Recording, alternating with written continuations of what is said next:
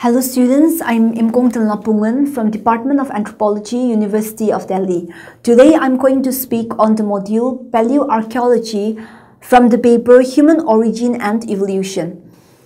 Well, the learning objectives of the module are to define the concept of paleoarchaeology, to identify the impact of anthropology on historical development of paleoarchaeology, to define contemporary anthropological theories on ancient population society, to describe age structure estimation from archaeological samples, and to be able to define the process of examining the size, the shape, and structure of ancient population. First of all, we will discuss briefly about paleoarchaeology. Paleoarchaeology offers a unique perspective on human history and culture that has contributed greatly to our understanding of both the ancient and the recent past.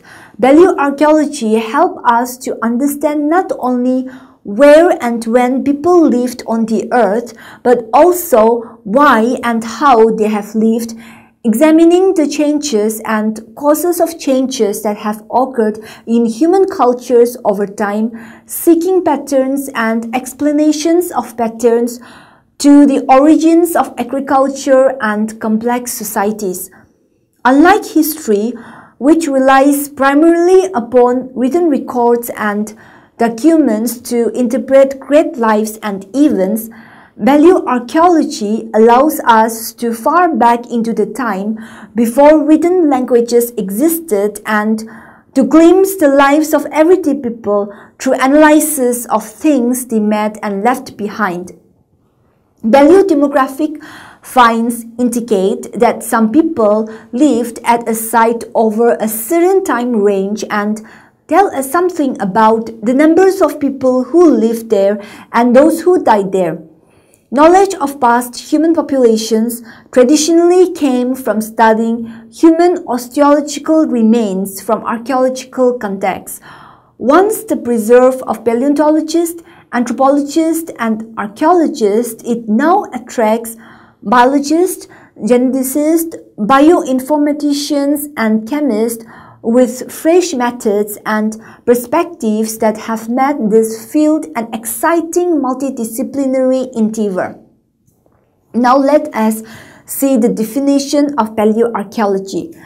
Paleoarchaeology is the only field of study that covers all time periods and all geographic regions inhabited by humans. Paleoarchaeology is a subject which is simultaneously intensely interesting and difficult. It is intensely interesting because its subject matter is the life and death of our ancestors. Paleoarchaeology is concerned with the impact of cultural and environmental change on the lives of past people. The subject is difficult because of the nearly complete loss of the data needed for the analysis. Now, paleoarchaeology in a broad sense can be defined as the search for human activity zones, the recovery and documentation of these zones, and the analysis of remains and their interpretation. The main purpose of the discipline is to study artifacts made and used by prehistoric populations in order to reconstruct human material culture and activity patterns and thereby elucidate the development of humans as cultural beings. It is the anthropological field that studies the material culture of former human populations. The most ancient of these populations are the subject of Paleolithic, which deals with the material remains of early hunter-gatherers, from the first stone artifacts of million years ago to artifacts documenting the initial steps toward sedentary life and agriculture at the end of the last ice age. Traditionally, paleoarchaeology relied on morphological studies of bone material evidence, although in recent years it has also been based on DNA and stable isotope evidence as well.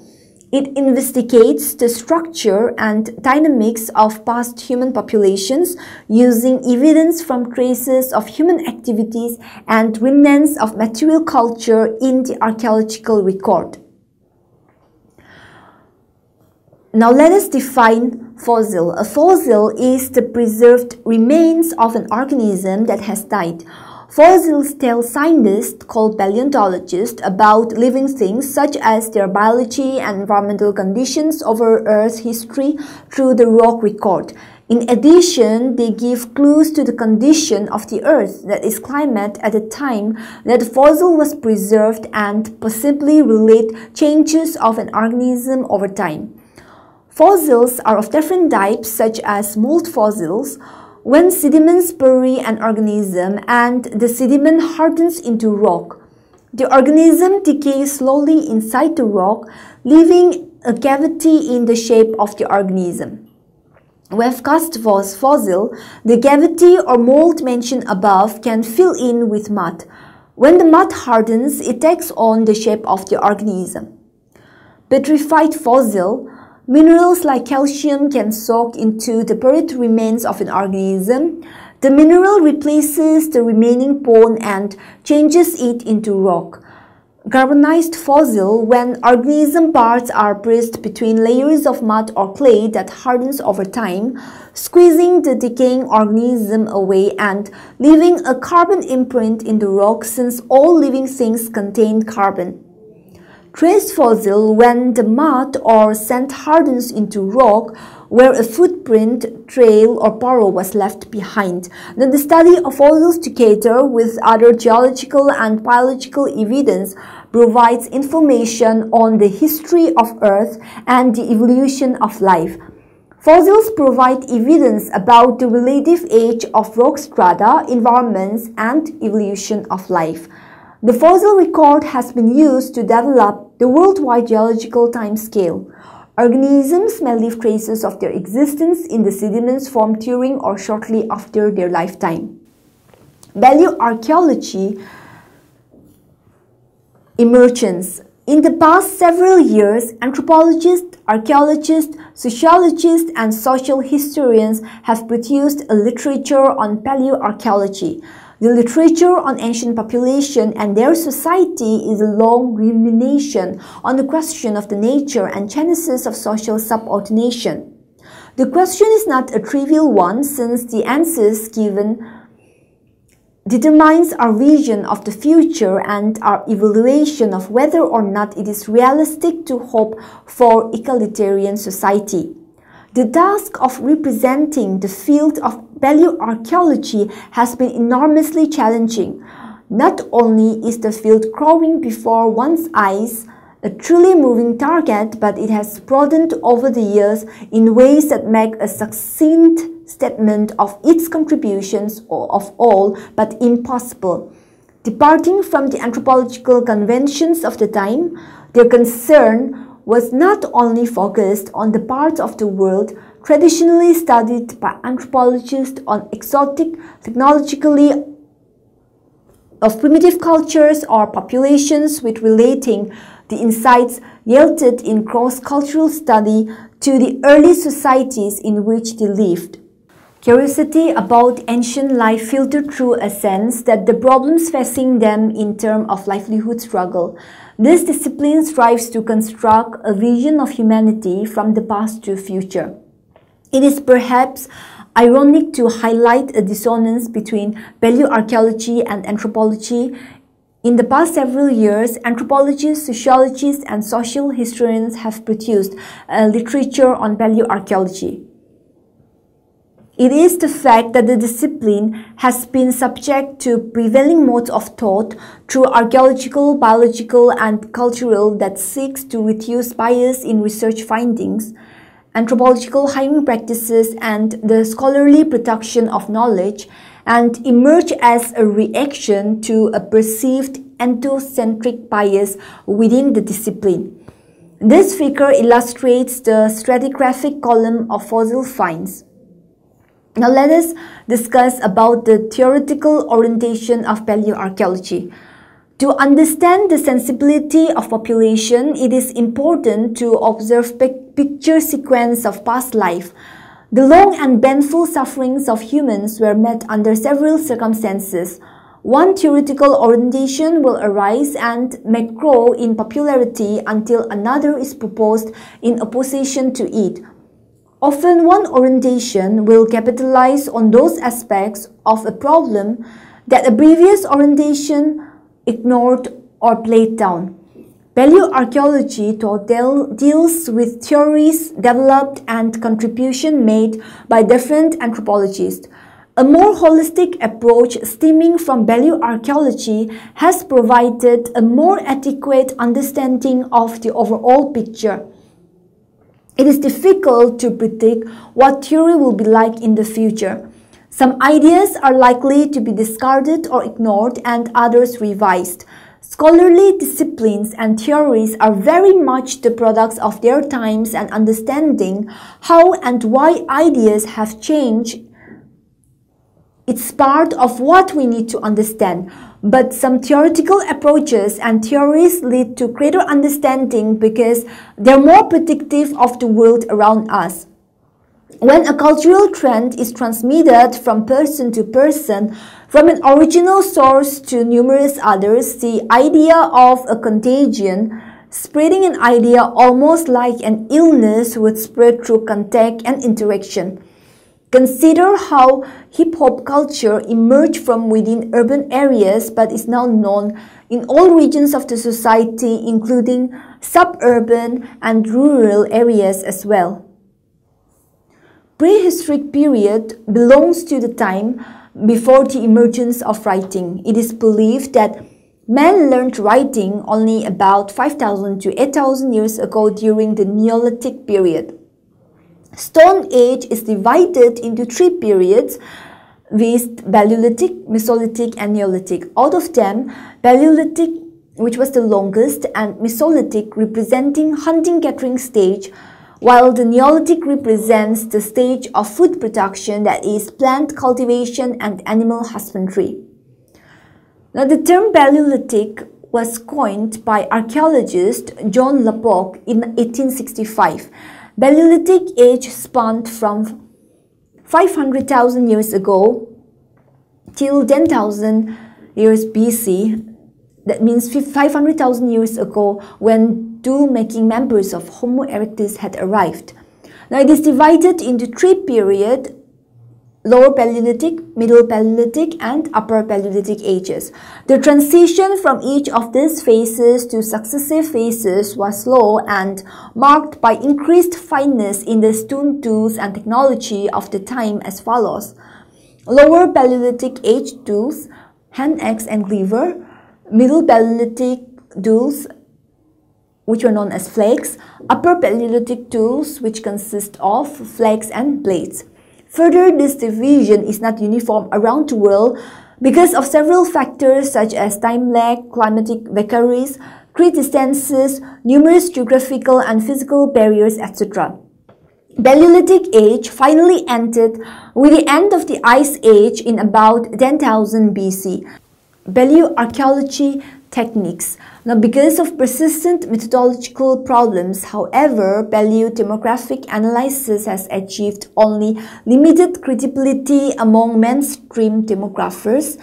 It is fair to say that past paleodemographic analyses were often too crude to be believable. It is also true that recent methodological advances, not yet known to most demographers, have moved paleoarchaeology to a firmer scientific footing. Most important such advances have been in the areas of age estimation, mortality analysis, and adjustment for the effects of demographic non-stationary on skeletal age at death distributions. In principle, paleoarchaeology also allows the reconstruction of demographic trends over time span that are unattainable by any other branch of population science. Because of persistent methodological problems, however, paleodemographic analysis has achieved only limited credibility among the mainstream demographers. Various methods are involved to conduct examinations, such as excavation. Now, excavation is the most well-known aspect of paleoarchaeology. Paleoarchaeologists excavate remains buried under the earth, soil, and other deposits built up naturally above sites over time through slow accumulation and more dramatic climatic events. As sites grow, change, are destroyed, and rise again over time, successive layers of soil develop around the artifacts and the features. These layers are called as strata, and the recording and reading of the layer is called as stratigraphy. Now let us talk about the survey and the mapping method. Imagery from satellites, photographic, infrared and radar, space shuttles and airplanes helps archaeologists identify the surface features, while geophysical prospecting tools such as magnetometers, conductivity meters and ground penetrating radar aid in locating subsurface features. Isotopic dating consists of absolute and relative ages. The adjacent diagram shows several rock layers that have not been overturned, relative ages of these layers. A is the oldest layer and C is the youngest layer. However, if the rocks do not contain any fossils, no information about the actual or absolute ages of the rocks in millions of years. Now, the principles of superposition and cross-cutting relationships tell us that one rock layer or igneous intrusion is older than another, that is, they enable the relative age of the rocks to be determined, but they do not tell us how old any of the rocks are.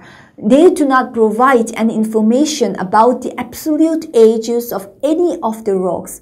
An entirely different process is needed to provide this information. This process is known as the isotopic dating. It enables the absolute ages of igneous rocks, some metamorphic rocks, and some organic remains to be determined. Now let us discuss about the radioactive decay. Some elements undergo a process called as radioactive decay, by which particles are emitted from the nucleus of an atom, which then changes to an atom of another element. For example, a form of uranium changes or decays to lead. The atom that undergoes radioactive decay is called the barren, and the atom that is formed is called the daughter. Now let us discuss about the half-life method. In radioactive decay, it is almost impossible to say when the last of the parent atom will decay, but the time taken for half the atoms to decay is comparatively easy to predict the length of half-life, that is a unique feature of each decay process. The half-life of the process given in the above example is 713 million years. Another method of using radioactivity to determine the numerical age of a material is the carbon dating method based on the decay of C14, that is carbon-14. This method is used extensively in paleoarchaeological studies. However, it is of limited use to geologists because the half-life of the relevant decay process is only about 6,000 years, and it can only be used to date materials which were derived from organisms. Consequently, carbon dating is a useful technique for dating organic remains up to about 35,000 years old after about 7 half-lives. The proportion of carbon-14 which remains in the sample is too small to be accurately measured. Now let us discuss about the scope of paleoarchaeology. In the prehistoric period, when most of the people we are interested in were living by hunting and gathering in groups that were both nomadic and relatively small, we cannot realistically expect to ever find archaeological evidence that will permit us to solve the problems of paleoarchaeology in a completely empirical manner, even for one group. It focuses more inclusive and can focus on a range of human populations.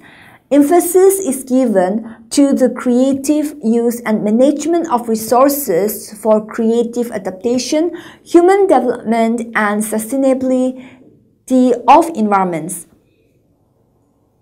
The possibility of community collective action, role of human labor in metabolism, nature of risk-taking and risk aversion in human behavior, diversity of environmental perception.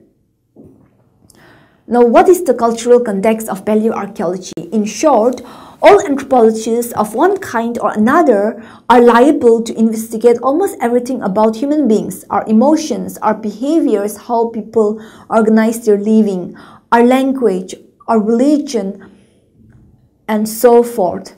A good way to emphasize anthropology's broad scope is to say anthropologists are interested in all human beings, whether living or dead, are interested in many different aspects of humans, including their technologies, family lives, political systems, religions, and languages. In order to show the complementary nature of the anthropological and demographic approaches for the study of past populations, the most important in such advances have been in the areas of age estimation, dental development, mortality analysis, demographic non-stationary, adjustments for the effects of demographic non-stationary on skeletal age and death distributions, reconstruction of ancient population sizes and dynamics, which are based on paleoarchaeology, ancient DNA, as well as inference from modern population genetics. Now let us see what are biodemographers. Now it is concerned with understanding the complementary biological and demographic determinants and interactions between birth and death processes that shape individual and population. The biological component brings human demography under the unifying theoretical umbrella of evolution, and the demographic component provides an analytical foundation for many of the principles upon which evolutionary theory rests, including fitness, selection, structure, and change. Biodemographers are concerned with birth and death processes as they relate to the population in general and the humans in particular, whereas population biologists specializing in life history theory are interested in these processes only insofar as they relate to fitness and evolution. Now let us discuss behavioral modernity. Behavioral modernity is a suite of behavioral and cognitive traits that distinguishes the current Homo sapiens from other anatomically modern humans, hominins, and primates. Although often debated, most scholars agree that modern human behavior can be characterized by abstract thinking, planning depth, symbolic behavior, for example, art, ornamentation, and music, exploitation of large game, and play technology, among others. Underlying these behaviors and technological innovations are cognitive and cultural foundations that have been documented experimentally and ethnographically. Some of these human universal patterns are cumulative cultural adaptation, social norms, language, cooperative breeding, and extensive help and cooperation beyond close kin. These traits have been viewed as largely responsible for the human replacement of Neanderthals along with the peopling of the rest of the world. Arising from differences in the archaeological record, a debate continues as to whether anatomically modern humans were behaviorally modern as well. There are many theories on the evolution of behavioral modernity. Cultural diversity and technological complexity. Now let us discuss on this. Paleoarchaeology illustrates how natural selection and cultural selection weaken the relationship between census population size, cultural diversity, and mean skill level, suggesting that one should not expect population size to predict the diversity or complexity of a cultural trait under all conditions. The concept of effective population size is central to understanding why the effects of population size can vary among traits that are passed by different mechanisms of cultural transmission within the same population. Now, what are the applied contexts of paleoarchaeology? The result is an exciting new interdisciplinary approach of great potential influence in and out of academia that's not only connected with the professional concerns of anthropologists, but also adequately presents anthropologically analyzes the ancient people and native.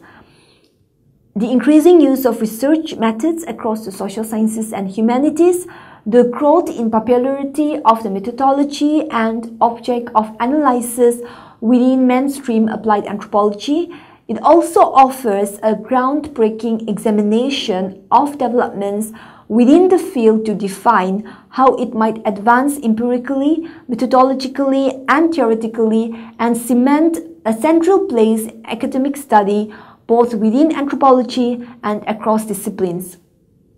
Now let us summarize this module.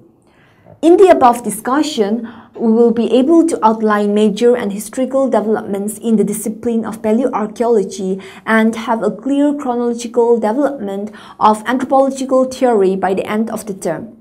In focusing on the spread of cultural triads from one area and its acceptance by another area, it minimized the creativity of human beings. Also, remaining unexplained is the situation of culture that have had no contact with each other or with any other culture, yet exhibiting similarities and parallels with each other. In fact, it provides the foundation for the development of crucial ideas and concepts that were employed not only by anthropologists but specialists of other disciplines. In doing so, it serves as a melting pot of interdisciplinary critical thinking. That's all for this module. Thank you so much for listening.